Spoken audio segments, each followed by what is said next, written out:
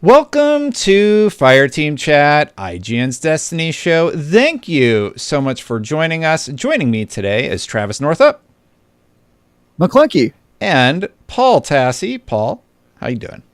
Hi, Destin. Hey, it is good to have the crew back. I appreciate you all making the time, especially because both of your reviews, both Paul Tassi's and Travis's review, are now up. And I checked my Steam playtime; it's like 85 hours. Yeah, everybody's very positive about the expansion. Let's just start with overall impressions. I'll just say real quick, I'm absolutely astounded. I have never been so happy to be so wrong after my preview. I was very trepidatious, like, are we going to get burned again like Lightfall? And I have not been able to put this game down. It is in such a good place. But you two are the official reviewers. You had to put your score on it and your name on the line. Paul, you're the guest. You didn't do it for IGN. So let's hear from Forbes. Mr. Forbes, what did you think? Yeah, I did not. I wanted to wait at least, as Travis did, until the raid was out, until all the post-campaign stuff kind of unfolded, and then we got this secret exotic mission that we didn't really even know was coming, which is also amazing. So I know a couple reviews sort of did it within 36 hours when it was like 60% of the expansion out, but I tried to wait, as I know a lot of other people did, and after doing that, I gave it a 10. I was looking, and my last two tens are Cyberpunk, Phantom Liberty, and Elden Ring. So it's in pretty good company there. And I just am having trouble thinking of like what I would have done differently here. And like my complaints with it are like the most minor of minor things. And like no game is a perfect 10 truly, but I really cannot find major faults with it on kind of every level. Like, I don't know if it's the best or close to the best, but like every front, campaign, raid, exotic mission, destination, storyline, prismatic's very fun. It's still kind of unfolding, but I have been impressed at a level that it's like you said, Destin, where I'm happy to be proven wrong. Like I didn't do the hands-on preview, but I did like the remote one, and I was like, okay, it's a story mission, whatever. Mm-hmm. And then like ahead of this, I'm like, oh, Cade's back. It's like a marketing gimmick, and like, do I really care about the witness? And, like all of the stuff I was concerned about just sort of melted away, and they handled all of it like extremely well. And I was very surprised that like we had this internal stated goal of whatever from the reporting that was, they wanted it to be better than Taken King. They wanted it to be bigger than Forsaken, and on almost every front, I would say they achieved that. And some may disagree and say other expansions are better, but I am blown away by this. Hence my very high score there. Travis, let's hear from you. What were your impressions? You gave it a 9 out of 10. Go check out Travis's full review on IGN. I think he supports his reasoning very well. I agree with some of your criticisms. Let's hear from you. What were your thoughts, overall impressions? Yeah. So 9 is the highest score I've ever given a Destiny review. And similar to Paul, I was sort of skeptical that they could pull this off. I mean, there were so many expectations riding on this. We've sort of been told since 2014 that we were going to get this big epic confrontation between light and dark. And I think in the build up to that, there was some kind of shaky warning signs, right? Whether it was reporting from people that had worked on the game saying that they weren't sure how it was going to turn out, whether it was Lightfall and kind of how that was received and some of the story stuff especially. I was also just really not a big believer in the Witness as a villain. And I think Paul shared that issue with me. He didn't like the way it looked, if I recall, on Fireteam chat. But yeah, I had some issues with just like the Witness as a real threat or somebody that I cared about. And similar to Paul, it completely, I was turned around on that. So I did wait until I completed the raid. I got my raid clear. That took like 22 hours, I think, of trying with various different groups. And we could talk about that later and what that raid was like. And then, yeah, I also, I wanted to see all the extra stuff in the season and all that. And I think it's really tough to ask for more realistically. Like we got so much. They got the destination right. They got the story right for the most part. They got the new enemy faction, the new weapons, the new prismatic subclass. Like this was kind of everything that I hoped it would be. And for me, the reason it's not a 10 is more about, what it's not. Like a 10 masterpiece at IGN, at least, means, this is a game that's pushing the industry forward and doing things that we kind of haven't seen before. And I don't think Destiny quite gets there. But I think that this expansion proves to me that Bungie can get there, right? So I await their 10. Like this has kind of really reignited my faith in Bungie and my excitement about playing Destiny in the future. And I'm just so happy that leap of faith that we've been making for 10 plus years in a game that hasn't always reached our lofty expectations of it, that it finally is really realizing its potential. And I'm thrilled with the way this turned out. I loved it. Yeah. The one thing that I keep coming back to is, for me, it became less about, is Prismatic the most powerful subclass available in the game right now? I don't really care about that so much anymore. It's just really, really fun. Like, I haven't done like DPS tests or anything like that. And the whole expansion really leans into doing new fun things with the weapons, with Prismatic, with how everything ends up interacting together. And I find myself constantly saying, I want to try out this weapon set to see how this, I got the raid exotic super lucky. I got it on my first try. So I'm trying that out, and I'm like, can I make a strand build based around this cool new weapon that I get to try out? Or the heavy machine guns, and just still hunt the exotic sword. Yeah, the exotic sword. Crazy. Like, I find myself just trying them on and trying out what they do, like with the robot insectoids or the Galahorn sword, which I got a caster frame, which is very, very fun to utilize, and it will often at least melt things in the Pale Heart exploring area.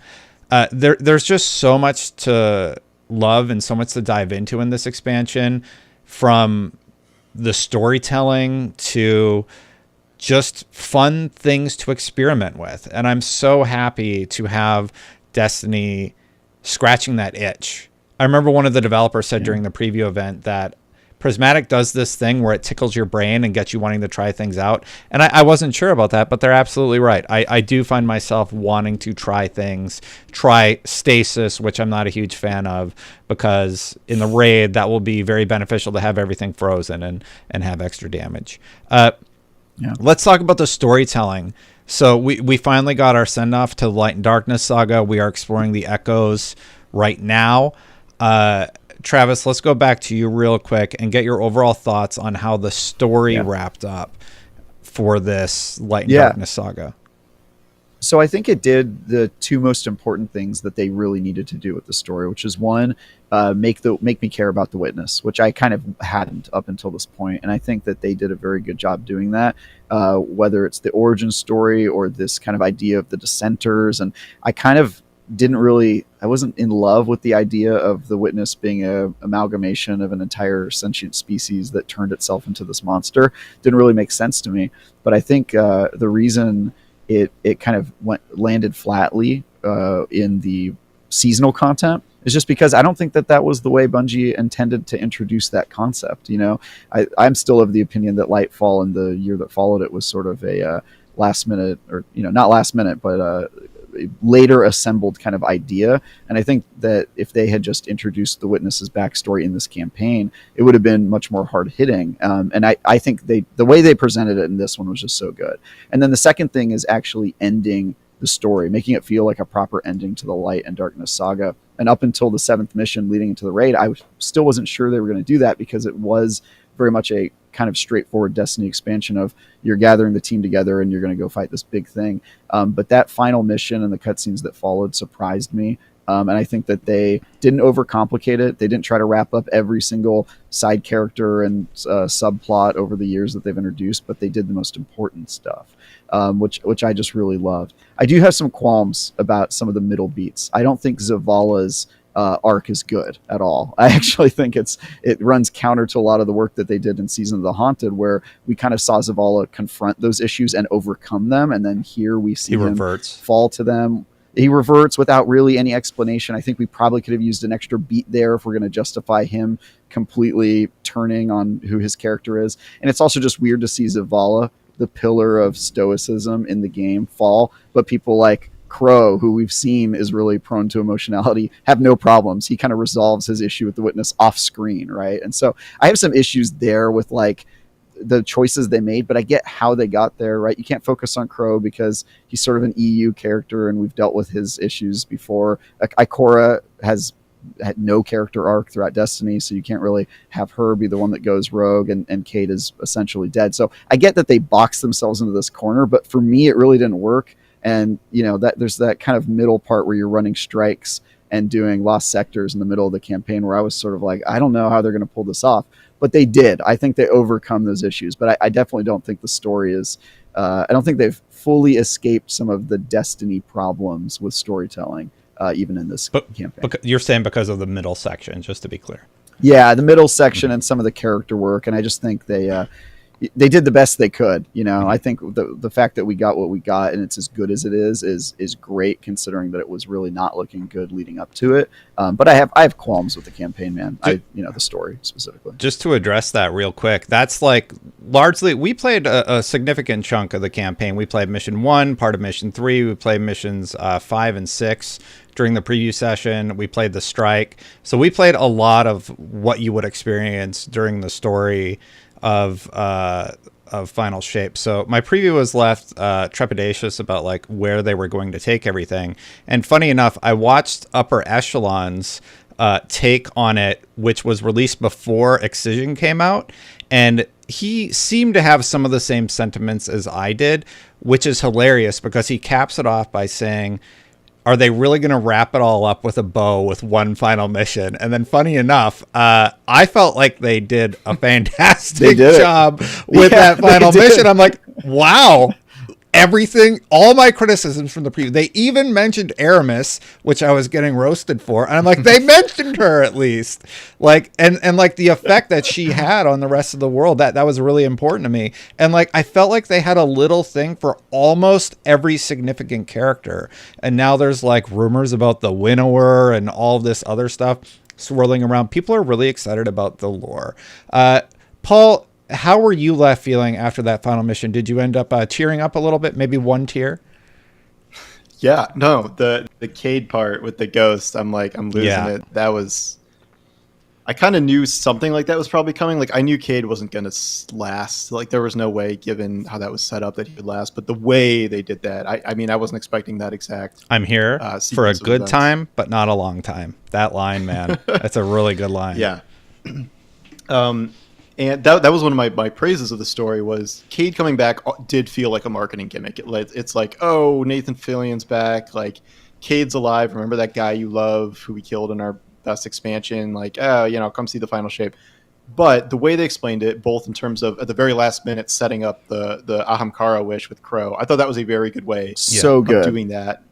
How did we not see that coming, by the way? Isn't that like we should have guessed that a long time ago that's how it was going to come we really back, should right? have. Yeah. And until the lore came out on that ship, I was like, oh, that makes a lot of sense, actually. I'm like, are they going to address this in the actual story of the Final Shape? And they did.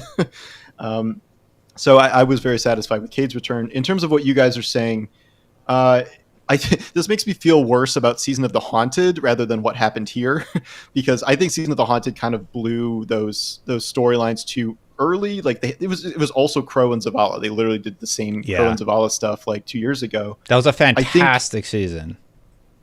Yeah. Well, I mean, in terms of the stories that were told, I remember having like an actual emotional reaction for a Destiny storyline and since maybe like Forsaken. So I was very positive on at least the stories that were told. Okay. In terms of the Zavala stuff, I do think they have been setting that up throughout the year here. If you've, I know you guys have all been playing. They have been planting these seeds of like Zavala losing faith in the Traveler and like it's silent, it's not helping us, it's not doing anything. And even though Zavala is a defender of the people and of the city, he's not like a Traveler, diehard like the speaker per se. Mm-hmm. So I think he's been more about aligning with humanity, protecting humanity, and being like, Traveler, what the hell are you doing? Like, and so I think that set him up pretty well for the idea that you can sort of submit to the darkness and find strength that way. And I the payoff of that, where he, gets stasis in the end, and that was like this insane. They've always talked about they wanted this Avengers Endgame moment, and like if there is an equivalent to that, that's Captain America getting Thor's hammer. Like I can't think of anything else that's like Zavala getting stasis and like jump. It's the same vibe. They copied all the same beats, and like yet there's a reason that works, and it really worked for Destiny. I think my biggest issues with the story were closer to the beginning, where the first couple of missions just felt kind of routine, where it's like, oh, we crashed and everyone's spread out and we got to go to this location and find this person and this. And like, so there was like 3 missions, and that was before I'd say the Pale Heart got like really, really interesting. And then it kind of escalates and escalates. And the last 2 missions are nuts, like environment design, encounter design, final witness fight, even though you're kind of not really fighting the witness. Like, yeah, it goes crazy. And then obviously, even though the last mission is not especially difficult, just the way it was set up as the 12-man activity, all the NPCs warping in and getting like that was incredible. And now they're doing a GM version, which seems insane to me. Yeah, I'm looking forward to seeing people do that. But I think that was like has the perfect matchmaking, way, by the way, to end are it. they What'd you say? matchmake? Do we know if they have matchmaking for the Grandmaster version? If it's of that? GM, I'm almost positive they won't. Yeah, I me don't think too. so. Which is crazy. Yeah.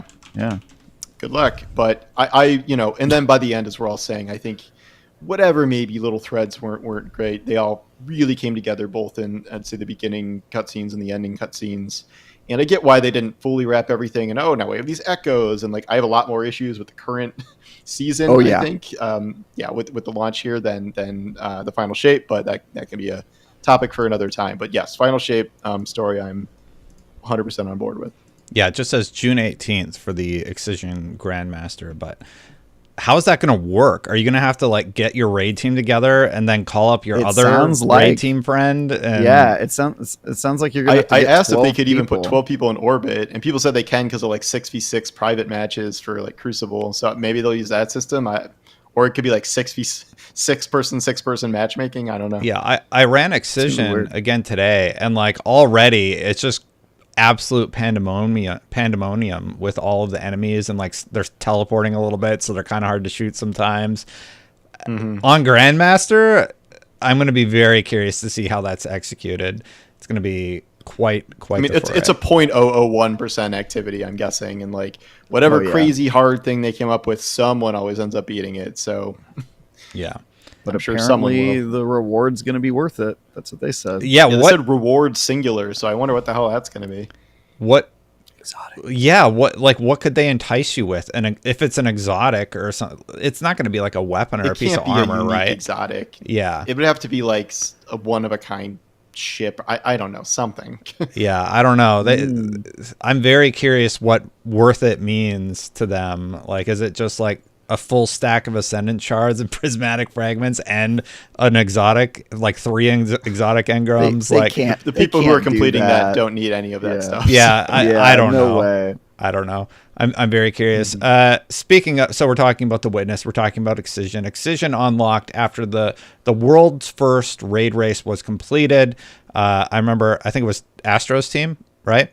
Was the world first. They have the interview here in the TWAB or TWID.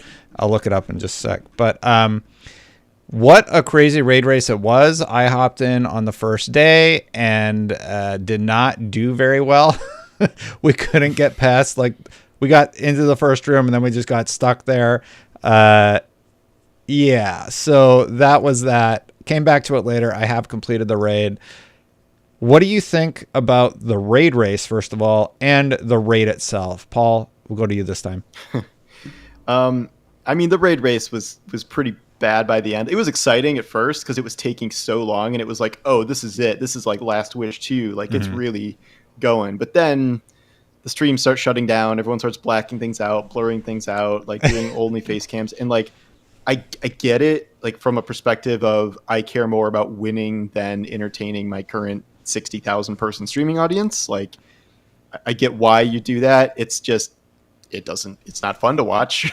And I just don't really know the answer to that because, obviously the team that completed it was off stream. So like you can't ban people from off stream for competing. So you can't mandate streamers show the screen. So I think these competitions have only gotten more and more intense in time, and this would not have happened a couple of years ago. But this seems to be how it's going to be going forward, which is kind of a bummer. But I also would not expect something like this to go this long again for a long time. But I guess we'll see. The raid mechanically, I think they threw everything at the wall they possibly could. They went all out because they wanted this to be, you would want this to be the craziest raid Destiny has seen, and at least a couple of those encounters certainly qualify. Famously Encounter 4 is this Verity, wildly creative thing that took 10 hours for people to figure out blinds. Like, I don't know if that's the best one, but that's certainly the most kind of enigmatic one. And then the final witness fight is, certainly not the final excision fight, but I still don't like the way the witness looks. Even with really? more arms, he's a big old snake. I still don't like him. His body goes all the way down. It's so cool. You don't I think he looks super cool. Really? You don't like it? He looked better than he did, but I'm still never going to get... I'm glad we don't have to see him again, hopefully. I will say I kind of came onto your side for a little bit, Paul, of like not liking the way the witness looked, but the reveal, just me I did the whole raid blind, right? So we took hours and hours figuring stuff out. And when you get to the top and you find out that the tower the entire time was the witness, like that's what you were looking at in the distance. Mm-hmm. I mean, that was just such a crazy moment for me. That's very cool. Just, yeah, it was really cool. And yeah, for my part of like the raid race itself, I don't care about the raid race. I've never watched it. I don't know what's going on there. I don't like watching other people play video games, but for me, it's a cool time because it's the one time you can log on and the expectation is that everybody's doing it blind. There's no posts on LFG that are like, know what to do or, whatever, any of that stuff. And so we figured it out. I didn't beat it pretty late. That's part of the reason my final review went up so late, because we only got through the first couple encounters in contest mode. And then 3 and especially 4 took us a lot of time to just piece together what the heck we were doing. I think it's the best raid they've done. I love how challenging it is. I love how little room there is for dead weight, right? Like if you have one person on your team who doesn't understand the encounter or can't control their ads or can't stay alive, it's pretty much going to be game over for you guys. Like you have to have 6 people who all are as sweaty as you, leaning forward in their chairs, playing. And I think that's really cool. I also love the way the mechanics kind of play against you if you're used to other Destiny raids that tell you to stand on plates and do stuff like that, and I love the way it kind of messes with you and trying to do that. It's just so unique. My only criticism is that the final encounter against the witness is the probably worst designed encounter in that raid, and that you don't really need a full team, right? Like you only need a couple people doing the mechanics part. Everybody else is kind of doing ad control, and it also throws out a lot of the stuff it's taught you throughout the entire raid up until that point. So it just feels a little out of place, like it was kind of designed for a different raid. That said, it's a super cool fight in terms of you doing DPS. I think it's got one of the best DPS portions of any raid, because it's so fun to coordinate and dodge the attacks and get into that flow and learn to everybody jump now and everybody go to the right and go to the left, and it's just so fun. So yeah, man, I had a blast beating that raid, and I'm excited to apparently do it every week for the next 9 months or whatever, because I did not get the exotic like you, Destin. So I'm going to be running it forever. Yeah, it's one of those insane times where I just happened to get it on the first run. The last time was the flying guy from Deepstone Crypt. Yeah, I think the one I did 59 times. Yeah, I think I got it on my third try or something, very early on. And I was like, great. You don't even know his name. You don't deserve that exotic. I did it 3 times or something. I don't know. Like that raid though. Yeah, the LFG is also pretty crazy. Not anymore. I like the new raid. I don't think Verity... I think Verity is interesting mechanically. I think it's a little too much in terms of mechanics. Having to memorize 6 different ghosts that match with 6 different guardians, having to do the shapes in each room and figure out that mechanic individually, it's easy enough on normal mode anyway. And then having somebody dissect on the outside room, I think it's a little bit... It's too many mechanics for one encounter. That's my only take on Verity, but it's early times. Like LFG's a mess right now. It's like must have 5 clears, need Gallahorn. Like it's giving those vibes again, and I don't particularly love that. Yeah, some people just Verity just clicks for them. That's the 4th encounter. Some people like me, I'm like, I just feel like this is a little bit much in terms of how many mechanics are happening in this one encounter. I feel like they could have done half of, like they could have done the fake death thing on as a whole section by itself. I don't know. But that's all my criticism about the overall expansion. They're all like small things, but overall it winds up being just a fantastic overall gameplay loop. I am curious how you both feel about the Pale Heart. There is a matchmaking option. There is a lot of alone time in the Pale Heart, though, and sometimes I do find myself missing running into blueberries, just seeing other people playing the game at the same time, and I would be curious to hear how you feel about that. Travis? I love that the Pale Heart is a solo location. It makes it feel like it's my journey. I'm also antisocial, and I get annoyed when some other Guardian shows up with this Fortnite, God of War armor and starts doing, setting up a hot tub in the middle of a public event. I also am not really enthused by like a public event spawns and I try to do it and then I look around and I see there's no one else near me, and so I kind of can't do it unless somebody else shows up or I get a friend to roll in with me. So I like that you can do all the overthrow stuff and it almost seems like designed for one person. You can clear it a lot faster with 2 or 3, but so for me it's I think this is a special case. I love that it sort of has that Shire to Mordor heroic journey, like rather than being a loop like we usually get. And I think that it wouldn't really make sense, especially before you've beaten the campaign, to see a whole bunch of other Guardians running around. So should they open it up later for, a whole bunch of people to pop in? Maybe it makes sense in lore, but I think especially during that campaign and the initial run, like I wouldn't have wanted it any other way. And I certainly don't feel like I personally miss seeing other people running around stealing my chests and all the other stuff that comes with sharing a space. It does make it feel a little weird as a like shared world shooter MMO type game to not have people around, but frankly I don't really miss it in this case, and that's just me. I'm a curmudgeon. Paul, how do you feel about it? No, it's not just you, Travis. It's also me. No, I don't miss any of these people. We play with people in like pretty much every other activity in the game. And this is, even though it's a destination zone, it's essentially an activity. The activity is overthrow. And, there's little things you have to find for exotic quests that are hidden or whatever. But like, it's overthrow. Overthrow is a well-designed single-player public event, which is very hard to pull off. I don't think they've ever done anything like that because there's, a couple dozen different encounters laid out across the 3 maps, and if you really, really are dying to just ultra speed farm it, you can do the one zone that's match made for like farming the sword or whatever. But now that I'm doing the casual exotic class item farming, I really do not miss anyone else running around for most of the reasons Travis said. Either existing public events, you're like, oh, I got to do this by myself, or otherwise it gets done way too fast and you're doing nothing. You shoot like 5 ads and like it's over.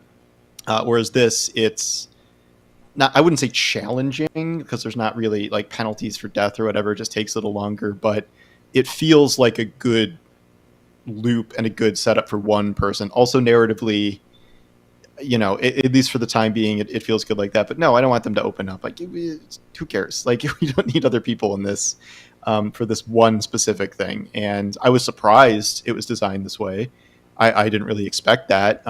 But they compensate in other ways. We had a 12-player match-made final mission, so like there's plenty of time to play with other people, and you experience the whole. I mean, most people experience the campaign journey by themselves too. So it would make sense, that area could also be a solo thing. So no, I don't want other people. Yeah, so I was feeling a little bit lonely, so I hopped into the match-made version, and I needed to open the chests after an encounter for something I was working on for a triumph or something. I can't remember what, but a Titan shoulder charged it and sent it flying off into the distance. And I've never used matchmaking ever again, because there's like the Kvostov quest, which is a little bit buggy right now, and I just want to make sure that I get the right thing to spawn. I finished it out this morning, but yeah, I totally agree on how you all are feeling. It's there if you want to do it, and I'm good. I don't mind soloing it at all.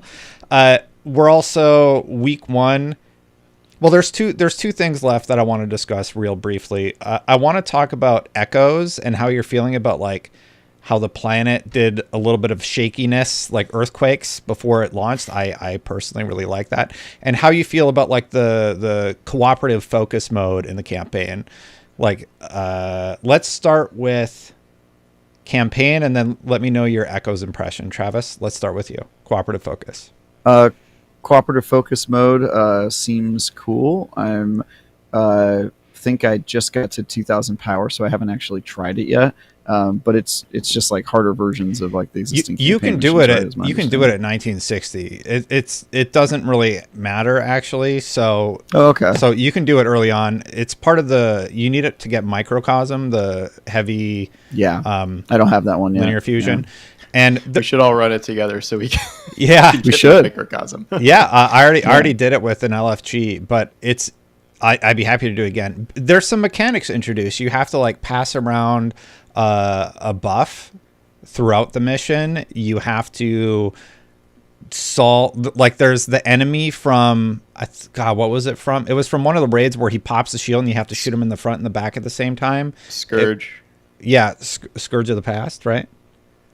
Yeah. Anyway, so that guy's in there. You have to kill him in order to do it. You have to shoot like nodes to make sure that you unlock certain things. So like they introduce all these mechanics, and the enemies are obviously harder. There's restrictions on respawn, so it's a very difficult version of it. I'm going to assume that Paul, did you run it yet? No, not yet. I mean, I've been doing the campaign. I did the exotic mission at least on 2 characters now. I am going to get to that because I want microcosm. Mm-hmm. It sounds like you need comms for that, like, yeah, at least to make it not annoying, which is fine. It's just, Bungie is all about kind of introducing these lower scale comms missions this time around, and I don't have a problem with that, but it does probably make me less likely to do it just happenstance as opposed to all the other stuff I can get done solo. I think it's a neat idea, but past microcosm, I'm not entirely sure why you would keep doing it. Yeah. Maybe there's a pinnacle or something. I know you can get exotic class item drops from those chests, but it's a neat concept. I just don't know how necessary it is, especially. I think it's fun. I agree with you that I don't necessarily have a ton of reason to do it, except for to level up my Guardian rank, which it's a requirement to do 3 of them. So you can knock that out if you're at that level. But regardless, let's talk about Echoes, because part of Echoes is the Dual Destinies quest, which I just ran through. So let's hear how... Wait, is it? It's not part of Final Shape? Well, it came out with Echoes. I think it is part of Final Shape. I don't know where it falls. It's in the Pale Heart. I think it's week 2. Sorry. Week 2 of Final Shape, yeah. Okay, got it. Yeah. Mm-hmm. One thing Bungie always does with their storytelling is they start... Because I cut all those montages, right? They start intermingling stuff that's Final Shape with the seasonal stuff, and I do like how they separated it more this time, but I guess I was confused on Dual Destinies. Yeah. Well, when doing reviews, I used to try to separate it, and then I found out that it's not really useful to the players, because a player just logs on and they play what is in Destiny, right? And so my philosophy is like, just review what is in Destiny right now, and you can include, it doesn't have to be perfectly separated, because I don't Did you include Echoes in your review? Like week 1? Mm-hmm. Oh, interesting. Yep. Okay. Yeah. See, I would separate them, but that's why it's a 9. No, I'm just kidding. Yeah, I saw it. Yeah. No, so I used to do that, Paul, and then the feedback from readers was just like, okay, but like, why do I care if I'm a player? I'm wondering if it changes now, because it was always this like kind of smaller attached season that would like launch simultaneously, essentially. Yes. Alongside it, whereas this is like, okay, we have 3 distinct episodes and they're self-contained story. It feels a little different. Whereas like like Lightfall, Earth battles going on the same time as the Lightfall battle, but like now it's a clear time difference. It's not happening like simultaneously. So it's also a direct continuation of the story. So if you're talking about things like how they handle the story and what the future of Destiny looks like, I think it's really hard to untangle them. So, you know, I included it. To be honest, it didn't affect my score that much or at all, to be honest, because I was where I was, and I went and I looked at the season and I went, okay, this is more of the same. I'm not, you know, this is not where I'm going to be spending most of my time. And then you go back and you do more Pale Heart stuff and you're happy. Real quick. Yeah, so we talked about campaign cooperative focus, just to like refocus on a topic that we've all played. How did you feel about Dual Destinies? Travis, we'll start with you. And then how do you feel about Echoes? I love Dual Destinies. I think it's the best exotic quest they've done. It was a huge surprise. The reward you get is amazing. The little surprise thing that happens at the end, which I was playing with Ebontis, rip to him. At the end, I also killed Ebontis. Nice, look at us. Yeah, actually, he told me about that. He did tell me about that while we were playing together. Yeah, I didn't know that was coming, and he did, so he was prepared. But I just happened to have Dragon's Breath equipped. So anyway, it was pretty funny. So yeah, that was super cool. I know that some people online have been complaining about the fact that it's not soloable, and I say, you know, Bungie is trying new stuff, and we got the super cool thing that could only exist in duos, and I think that's damn cool. And if you have a problem with that, then you're not allowed to ask Bungie for anything cool in the future, because they took a big leap of faith and did something interesting and unique, and I think they nailed it. And so no notes. I love Dual Destiny so much. I'm really looking forward to playing it with my fiance when she gets through the campaign. Can I ask you a weird? Probably happened today. Let me ask you a weird question. Yeah. Do you do the callouts on the clock? We'll say, do you do it clockwise or counterclockwise? We just call it like a clock. Yeah. Okay. Why would like you do it counterclockwise? Okay. Somebody's making a video for IGN and he did it counterclockwise, and I'm like, can you just switch it and do it like a clock? No. Yeah. Wait, he did it the opposite way of a clock. I forgot clocks start at 12. Yeah. So I'm like 1, 2, 3. I'm like, wait, this like that's not how a clock works. Yeah. Funny. No, I was just treating it like an actual clock. Okay. Which makes it a lot easier. Paul, what did you think about Dual Destinies? We'll come back to Echoes. Yeah, no. It's fully excellent. It is at least top 2 or 3 for me, maybe number 1. I could see how it could be number 1. I've only run it like twice. I still want to do it on my Warlock so I can unlock that. I agree with Travis. I think Bungie needs space to breathe and do things that are like they haven't done anything like this in 10 years. Mm-hmm. Nothing like this has been in the game in 10 years. And I am a person who I don't love LFGing. Like, I don't love trying to get people on comms all the time. Like, I get it. And like, I'm kind of Mr. Solo player on most days, but you have to make exceptions every so often. I think the one issue I have is putting the exotic class items as the main fixture of this. Again, I think it's okay that you unlock them by doing this once. I think it's okay to ask people to do it once. Farming them after, this has not been going well. Yeah, it's exhausting to try to chest farm the Pale Heart. What? Oh yeah. Yeah, I'm just gonna do it passively with the Pale Heart. Like I wonder if you can. No. That's bad. It's bad. I'm not gonna run the mission. Yeah. That's bad too. That's what I mean. It's like you have two bad options. You can either just exhaust yourself doing the Pale Heart, which takes forever. So like trying to farm a dedicated role is not going to happen. Or you can do the mission, and like I get that you can get the mission down to like 20 minutes or whatever, but you always have to have someone with you. You always have to have someone on comms. And like you know, even if you are a social gamer, it's just not possible. You can't just be like, oh, I have 20 minutes. I'm going to go run this for a drop. Can't do it. So I made a video about this today, but I think they need different vehicles to drop that. And I get why some of the people are upset that the exotic class item was linked to something like this, because it was like sold as like, you know, practically like, oh, we're going to give you this once, you know, Prismatic launches. And it's something that like, we know Destiny raid numbers is like 15% of the population or something. So what, like 60, 70% of people may never even get this because of how, you know, antisocial we can all be. So I don't know if that was, you know, necessarily the best call. The mission itself, again, like Travis says, flawless, no notes, but that's the one thing I'm wondering about. I think over time, people are just going to get so many drops of this because you're going to be running around the Pale Heart and you're just going to constantly be getting them. I think right now it's like, oh, I want to farm. And if you want to farm and like get it now, you can do the bad options. But I think just passively, Paul, I think you're just going to. Are you like, why are you in the Pale Heart passively in like, 2 weeks, 3 weeks? I do that too. Well, hopefully they still have more content to go there. But like right now, like I had Kvastov to finish off, so I was just looting anything that I saw anyway. And if you're doing Pathfinder to get Ergo Sum rolls or something like that, you're opening overthrow chests. So I can see the sword happening. Farming is a good one. I still haven't gotten the solar drop. I still have not gotten the solar stat. I have every other one except for that. So solar, like there's like 3 solar ones. There's a particular one that it burns or something like that, but I haven't gotten there's that. Tikus, there's Polaris, and there's Gallarhorn as the solar ones. God, there's so many. Don't you have a Gallarhorn? I have Gallarhorn Arc, but I want the Wave I'd have to look dude. up all the stat rolls, but it's specifically one that acts with a solar effect. Anyway, I love that sword, by the way. I did not think it would be as cool as it is. It is. And that's the big thing about the expansion. Just to go off on a little bit aside for a second, they had a lot of fun with the weapons that they introduced. Ergo Sum is such a cool, fun, interesting thing.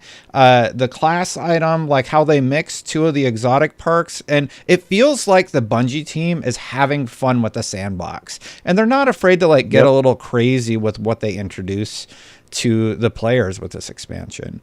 But to bring it back in, Kvastov is nut. No, I got to talk about Kvastov for a minute. Yeah, that is one of the best feeling guns I think they've ever done. Like it's the opposite of like Ergo Sum because it's so all these wild perks, and like Kvastov is like an assault rifle, but like making a crazy ad clear kinetic weapon like that, I have not taken it off my hunter like since I got it. I love it. It's a shame it's been so bugged, so a lot of people can't get it. So I think people are frustrated. Damn meatball. That's my like weapon of the expansion so far, honestly.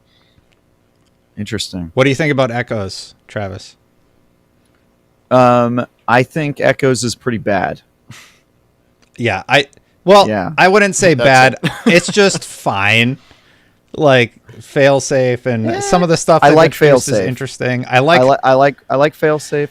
Honestly, the thing that excites me most about Echoes is the image of Echoes where you see that figure, that's puppeteering. Yeah. That image makes me think of things that get me excited, but what we've played so far in Act 1 has just not been exciting. It's been the same, run 2 different match-made activities. The squares. And play them a lot and unlock the squares and then listen to a radio message for a little bit, and then, you're done for the week. I also think that the way that they advertised episodes as being 3 acts rather than weekly drops was sort of false advertising, because we're still sitting here waiting for the next week of drops, which seems crazy to me. I thought that they were going to drop them all in one, big Act 1 bucket, Act 2 bucket, which I think would have been a little more satisfying, especially if by the end of Act 1 we find out what the big bad is, because right now it's just a whole lot of mystery and innuendo. So I probably would have handled this a little different, maybe waited another week for players to get through duality and some of the other stuff, we're not I'm not really sold on it yet. I'm going to keep playing it. I played every Destiny season from beginning to end. I'm a masochist, but not impressed right now. It feels like more of the same, and well, we also got a peek at Echoes 2, 3, and Year 11. How are you feeling? And it's Destiny 2 Year 11. It's not Destiny 3. How are you feeling about our peek at the future of the game we'll likely still be playing? Yeah, I think the first 2 seasons so far haven't made me super excited. The 3rd season that they announced, where you're going back to the Dreadnought, and it sounds like maybe we're going to be piloting that thing out of our solar system. Get out of here. Just my theory. Sounds awesome. So I'm very excited for the 3rd episode.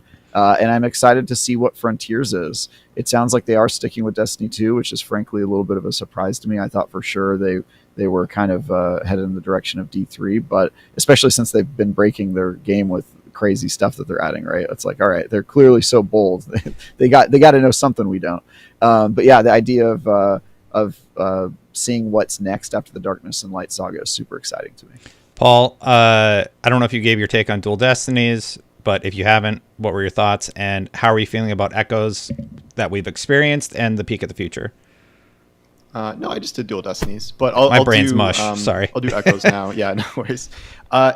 I was just hoping for something that felt like more of a shakeup to the seasonal model, even up front. Like this is early. Like obviously things will change and develop in the coming weeks, but like it's exactly like a seasonal start. There was like one extra cutscene, kind of like that was sort of a final shape cutscene, and it just felt just so similar. And I know a lot of people where it's like, oh, check back next week with failsafe. People did think you were gonna play the whole act, as soon as you wanted, and then come back, in a month for the next one. And that's not how it's set up. And like I thought maybe we'd stop being in the helm and like have everything just rotate through the helm rooms every season, and like still doing that.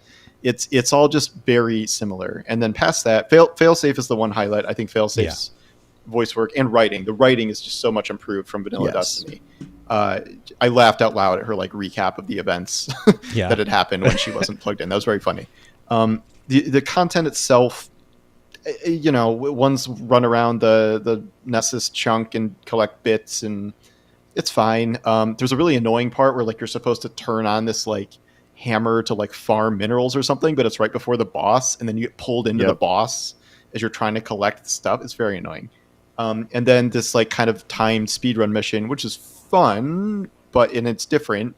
It's just, I don't know. I don't know if that's something I'd want to run loads and loads of times over and over again. And it's like, I feel like we've gotten this sort of speed race through the Vex network thing before. In some ways. With Lightfall sort of. And then ultimately I'm concerned about a Vex based storyline. I've never really enjoyed the Vex as a race, and I feel like Bungie has never quite known what to do with them just by their very nature. They're this giant collective hive mind, and like there's no like Vex personalities really. And I think maybe they're trying to change that, like with this figure. I have my theories about who that is, but like if they can change that, if they can give the Vex like a personality and a voice, and I guess not necessarily a face, yes, it's covered up, but that could really things. I think the best Vex based thing they did was the whole Lakshmi thing. Yes. But I remain skeptical. Like, the Vex are barely even in the final shape because like they just don't really have a role. Like they're quote the most dangerous force in the galaxy or whatever, and like I get why, but I've never found them compelling, and I'm hoping this season can change that. It's just I haven't seen really anything like that so far, other than the Vex are being weird. And they were supposed to be the main villain of Destiny. Remember, the stranger said it was darkness so dark it despised other darkness in the original Destiny campaign. I always thought they were setting him up to be the big bad, especially with Volta Glass, and they've just been a big nothing burger. So like you, Paul, I'm really hopeful that they're about to change that. I have some faith in that. I mean, we just saw them pump out a amazing 9 out of 10 expansion in 10 out of 10. Complete defiance of the odds. Some would say 10 out of 10. I'm very excited to see them change that, hopefully. But so far, Cabal. I'm also willing to give them something of a grace period, because what percent of the studio was working on shape, and what percent was able to do the first episode that launches a week after the final shape. So like, I think there's some constraints there we have to acknowledge, up front here. And again, it's week 1, so we'll see what happens. But first impressions are not the greatest. We got to get out of here. One last question for both of you. It should be brief. If a friend was asking you, hey, I want to check out the final shape, or I'm interested in the final shape, what would you tell them? Travis? For the first time in a very long time, I would tell them that the final shape is actually worth going through the horrifying jambalaya of menus and subplots and currencies and all the stuff that is super annoying about getting into Destiny. I would tell them the final shape is actually worth going through that, which has not been my advice to aspiring Destiny players in the past. I think it's absolutely worth it this time around. We didn't even get to talk really about Prismatic or some of the Dread, the stuff that is really cool about this expansion. I would say go for it. It's intimidating. It's going to suck. You're definitely going to need a friend, but it's worth it. There's a great game on the other side. Paul? Yeah, I would. And I think I would change my advice from normal, where I would tell them to watch like Fallout's 20-minute recap video of like all of Destiny. Like you can watch the Bife one if you want, if you have time. 10 hours, that's a bit of an ask. And then just jump into the final shape. And like, it's mostly going to be about like, does the gunplay click with you? Like, do you think these missions are cool? And like, you can see the end. And if that interests you, absolutely go back and see the journey that led here. But like, I can't be like, oh, just boot up Shadowkeep and like start from the beginning. And like, you can't tell people to do it that way. I don't think. My advice before this was to play the Witch Queen because I thought that was the best campaign. And maybe you could still do that. I think you can skip Lightfall because nothing of any consequence happens in Lightfall. And there's some tricky things here and there, like, oh, you got to get Stasis unlocked and Strand and stuff. But I think the Final Shape, they said this ahead of time. We're like, oh, we want new players to be able to jump into the Final Shape. And I'm like, well, that's stupid. Who's going to do that? But like, I do sort of understand what they were going for now. And I could see how you could get a new player into the Final Shape. And then I guess you could have them start with an Echo because we're essentially wiping the slate clean in a lot of ways. Or they can go back in time and play all that old stuff if they want. Yeah, I would surprisingly recommend it. My recommendation would be, I would tell them Destiny 2 is the best that has ever been with the Final Shape. You should absolutely try it out. I think they explain enough of what you need to know with the intro cutscene. Just get in there, start unlocking cool guns, and have fun. It's absolutely a blast, and I'm super happy to say that I like it as much as I do. That's actually it for this episode. I know y'all got to get out of here. We all have busy lives. Fireteam Chat will be back shortly. We're actually going to have Bungie on the show, and we can talk about the Dread. Plan is to have Ben on to talk about designing the sandbox, designing these new enemies, and what questions we will have for them. Could even come from you if you want to leave a comment below, but Travis and I will be there for that. Paul, if you want to come, I will have to build the 4 up. But I'm not invited. It's okay. No. It's up to you. That's it for this particular episode. Be sure to keep an eye out for the next one. It should be airing soon. I got a lot more Destiny to play. But that's it for this time. So until next time, everybody, Guardians out. Guardians out.